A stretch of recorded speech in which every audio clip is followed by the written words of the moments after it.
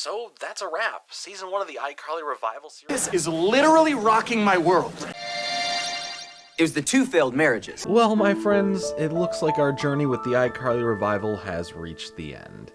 Of Season 1, that is. We spent the past 2 months really diving deep into the series, breaking down episodes, discussing them, and hopefully having a fun time along the way. So for coming on this journey with me, I have a surprise video coming out literally this Saturday, deep diving into the whole season, my thoughts on it as a complete package, and much more. And maybe even a special guest is joining me on that. So make sure to check that out. It'll be pinned in the comments once it is out. But for now, we have one final episode to look into. See how this first season of iCarly wraps things up and brace ourselves for what Season 2 has in store for us next year, which, yes, I shall be covering. So welcome to the last iThursday.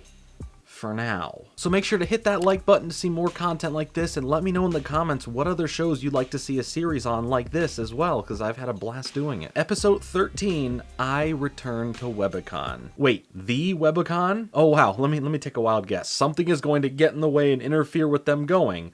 Like usual. Or not, maybe they all go and have a great time. We start off with everyone gearing up to travel to the new and improved version of Webicon, in which Carly is receiving a Webicon Lifetime Recipient Award. This time, rather than a convention center, it's a newly revamped concept on an island getaway that's a glamping trip, filled with fancy tree houses, tons of fun amenities, and much more. Sounds too good to be true. Also, glamping, that's glamorous camping. So you're not really roughing it in the natural terrain, but you almost are, and that's all that matters. Wes is coming along with his cautious yet insightful survivalist knowledge, and to get away with Carly. Dutch is coming as well to actually perform at Webicon. She is a musician, if she hasn't told you yet. Again. Today, for a third time. Freddy is excited for the pitching potential so he can possibly find investment for his projects, since now there is pitch-related dedicated events. Everyone gets psyched up to go on the best weekend ever, and plans are derailed like we guessed. Webicon is a trashily put together sign in a forest after the budget only went to very few things that we will see shortly, with no one else in sight. It's just all the cast members stranded on this island together. Minus Maeve. Is she out already? I'm gonna guess she'll be back in the next season. Wes is starting to get on most people's nerves with how cookie cutter perfect he is trying to run things for everyone's survival. He offers Carly some food. Blueberry flavor. I'll starve. Hey, what the heck? What do you got against blueberries?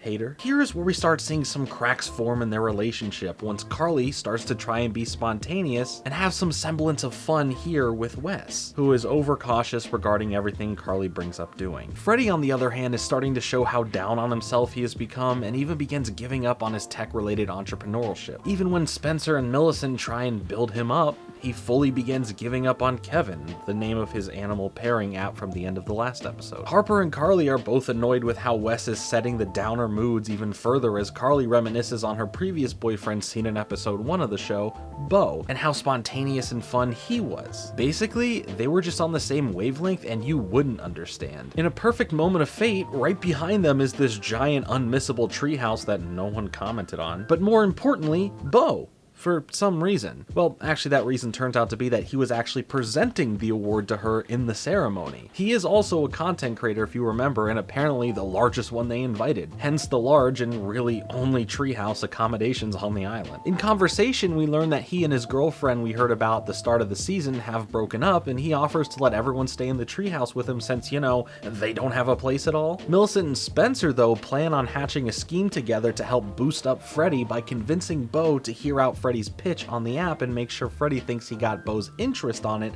on his own, and not from their pushing behind the scenes. Wes and Bo meet face to face in front of Carly, passive-aggressively bickering at each other. Now, I think a lot of us felt that Carly was going to have some Wes-related issues within the finale, but adding in Bo, seemingly at the right time being everything she remembers as fun in a relationship, definitely adds a more interesting layer. Actually, seeing Bo in general here is pretty cool. Like, originally we only got some baseline perspective on him before and slightly after they broke up, and then he just kind of ghosted the rest of the season until now. We see how similar in taste they are, and Carly is clearly getting a rise of seeing him again and feeling the joy they once shared starting to blossom once again, which gives us the audience a taste of what their actual relationship was since we only started with them at the end of it. Spencer and Millicent lie to Bo about Freddy having so many lined up interested investors for his app and causing Bo to be interested in the idea, so when Freddy comes around, Bo seems genuinely genuinely interested in hearing his pitch in the morning. This causes Freddy to find that spark back in him to be confident in his product and seeing a chance at doing this once again. Everything's going to plan. This was nice to see a scheme that was not mean-spirited and only in the pursuit of building back up Freddy, showing how much Millicent does care for him as a father and how great Spencer and Freddy's relationship actually is. Freddy won't let Spencer use his riches to outright help him because he doesn't want to risk his friendship with him like last time when his startup failed after Spencer's investment. Dutch, oddly enough, has lost her personality because of the trip so far, but none of the sass was left in Seattle.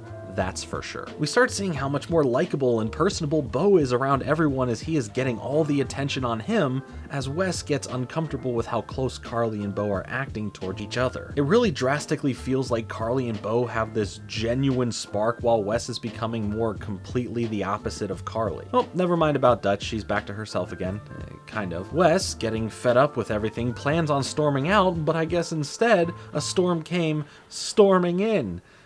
Sorry, that sounded much cooler in my head. They all take shelter inside while the storm rages on, leading to an argument between them where everyone puts on headphones to pretend not to listen, or be sly in the background listening in on them. I see you back there. The cracks in the relationship are no longer small and are only just about to expand in Grand Canyon fashion. As things start heating up, the treehouse actually starts falling over from the storm, causing a complete panic by everyone, with Carly landing in Bo's arms. Even Wes ends up in Bo's arms as it continues starting to fall over. The roof caves in and nearly crushes everyone, except for Guru Spencer over here. But there is no rain dropping in along with the roof, which was noticeably weird. But that's fine, I guess. The next day, once the storm is cleared, Carly and Harper share a nice bonding moment, checking each other on what they truly want. With Carly internally debating on the opposites attract factor of Wes, and the play it safe, happy-go-lucky fun nature of her ex, Bo. Harper here having to deal with keeping her work relationship professional with Dutch, and forcing herself to subdue her inner feelings with her over risking everything she worked hard for. Now, another thing many people were speculating, especially after the last episode, that there was some tension between them beyond a working relationship. So for the camp of people hoping to see Harper being into Dutch, your wants have come true. And these are both complicated issues that can only be fulfilled by the heart's desire. There's not just a real direct concrete answer here. Freddy is now pitching his dog app to Bo, and when he starts kind of tanking it, Spencer, the true friend he is, jumps in to help sell the pitch. Bo, while saying this was the best pitch he has ever heard, mentions that he cannot invest because his financial advisor, which is his father, doesn't want him to do it, for the main fact of that,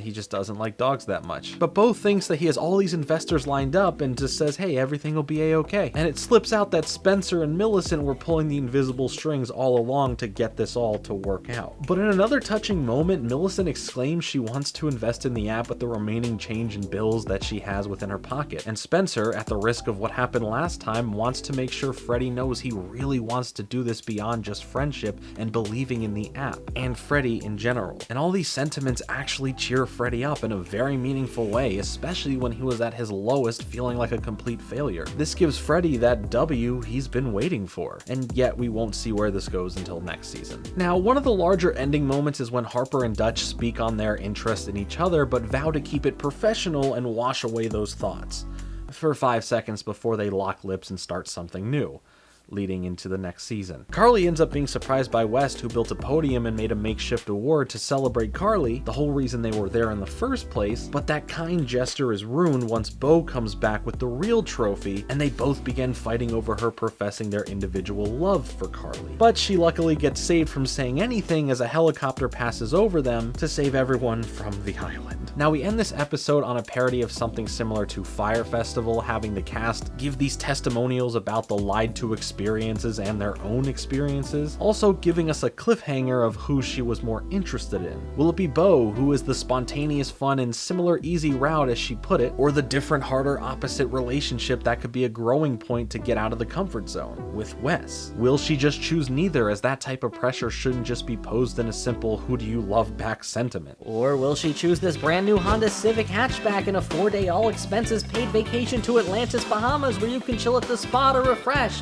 hang out with the dolphins, golf, all you want and more? Sorry, I felt like I was giving away prizes on Figure It Out. Yeah, the season's cliffhanger was relationship based, another thing that we guessed would probably be the case here, and that's fine. I have a lot of hopes for season 2 of this show, in which I will discuss in Saturday's full in-depth video, but while I enjoyed this episode, thought it was definitely a fun time, a bigger cliffhanger, a surprise cameo, or some other unexpected variable could have elevated it a little bit more. But that's on my specific wants for this, so I can't fully fault the finale for letting me down, because it didn't let me down. It played out how I thought, it just would have been nice to add a little something special at the end. And since we are getting another season, I fully expect it to have a lot more of what they couldn't get done with and risk on season 1. I really like seeing Spencer and Millicent working together in a way that was ultimately good and showing their separate bonds with Freddy. While a lot of the original show had more mean-spirited comments between characters, it's kinda nice seeing the main parts of the crew interacting in a positive way. And I am happy for Harper too, who early on seemed like a hopeless romantic similar to Spencer, but seems to have found a true infatuation with Dutch, and seeing her relay that back, especially after the last episode, left my hopes for them high going into season 2. The conflict could have been dealt with at, let's say, a regular convention-based Webicon, just changing some small things around and it all ends up the same. But it was an interesting curveball and a nice change of scenery, setting the majority of the episode outdoors. I think taking this formula the show has been building and adding some more structural meat to it, in that case the writing of plots and characters, dashing it with some seasoning, giving it that iCarly internet-based motivation, we could see an even more solid winning formula for the show going forward. I do want to say congrats to the team who worked on this project, making it a reality, taking a kid/teen show and adapting it into an adult sitcom to grow with the core audience. It's truly not as easy as someone like me could just put it into a video and say. Without it, we wouldn't all be here discussing that this actually happened. We just lived it, and the ride's not over. We're just stopping for some gas. So that's a wrap. Season 1 of the iCarly Revival series is officially over, and I have lots of overall opinions, so make sure to stay tuned for Saturday's video going over all of them with my special guest. I would love to hear in the comments your thoughts on this finale. Did it end season 1 on a high note for you? Did it not? Let me know. I for sure would love to make a new weekly or bi-weekly series similar to this with another show, so hit that like button and subscribe to see more like this, and any suggestions are welcome. I have a lot of videos coming up for you, and I am so thankful for your time with me here today, but until the next video, later.